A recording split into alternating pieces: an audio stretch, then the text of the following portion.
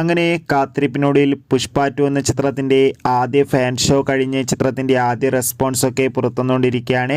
ആ ഒരു അപ്ഡേഷനാണ് ഇന്നൊരു വീഡിയോ ഭാഗത്ത്. വീഡിയോയിലേക്ക് മുൻപ് വീഡിയോ ലൈക്ക് ചെയ്യുക, ചാനൽ സബ്സ്ക്രൈബ് ചെയ്യുക.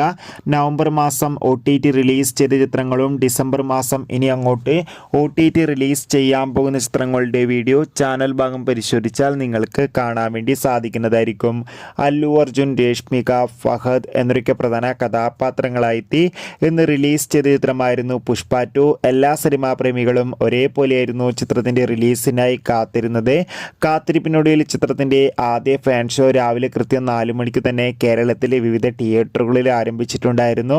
ഇപ്പോൾ ഇതാ ചിത്രത്തിൻ്റെ ആദ്യ റെസ്പോൺസും പുറത്തുവന്നിരിക്കുകയാണ്. ചിത്രത്തിൻ്റെ ആദ്യ ഷോ കഴിയുമ്പോൾ തന്നെ ചിത്രത്തിന് അതിഗംഭീരമായ പോസിറ്റീവ് റെസ്പോൺസാണ് ലഭിച്ചിട്ടുള്ളത്.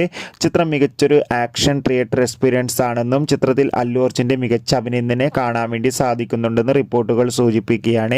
കാത്തിരിക്കാം പുഷ്പ 2 എന്ന ചിത്രത്തിൻ്റെ കൂടുതൽ റെസ്പോൺസിനായി.